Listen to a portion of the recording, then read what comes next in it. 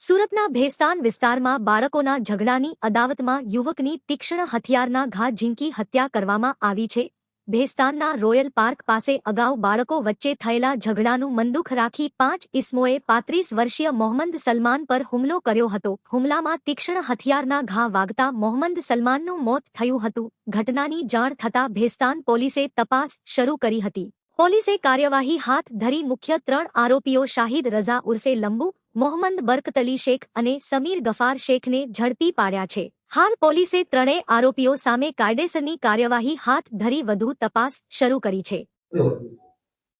આજરોજ ફરિયાદી શ્રી મોહમ્મદ રુસ્તમ જહાન મોહમ્મદ સૈયદ રહેવાસી ગોલ્ડન આવાસ ભેસ્તાન સુરત નાએ ભેસ્તાન પોલીસ સ્ટેશન ખાતે આવી ફરિયાદ હકીકત જાહેર કરેલ કે આજથી 4-5 દિવસ પહેલા જે ફરિયાદીના મોટા ભાઈનો જે શાળાનો દીકરો છે અરમાન, એને સાથે આ કામના આરોપીઓ નાના છોકરાઓ બાબતે ઝઘડો થયેલો.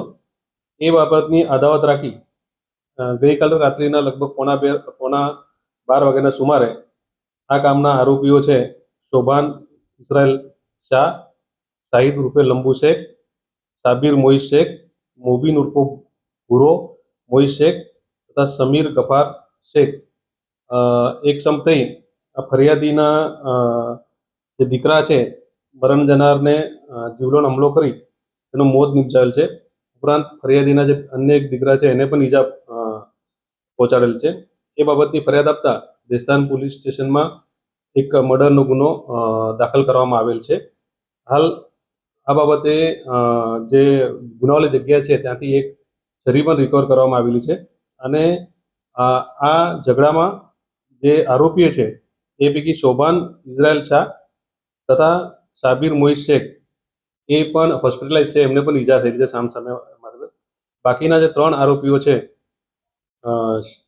સાબિર, શોભાન તથા સમીર, એ લોકોને ભેસ્તાન પોલીસે તુરંત ડિટેન કરેલા છે અને એ લોકોને ધરપકડ કરવાની કાર્યવાહી ચાલુ છે અને વધુ પુરાવા ભેગા કરી એ લોકોને આવતીકાલે પોલીસ કસ્ટડી રિમાન્ડ તજવીજ કરવામાં આવનાર છે.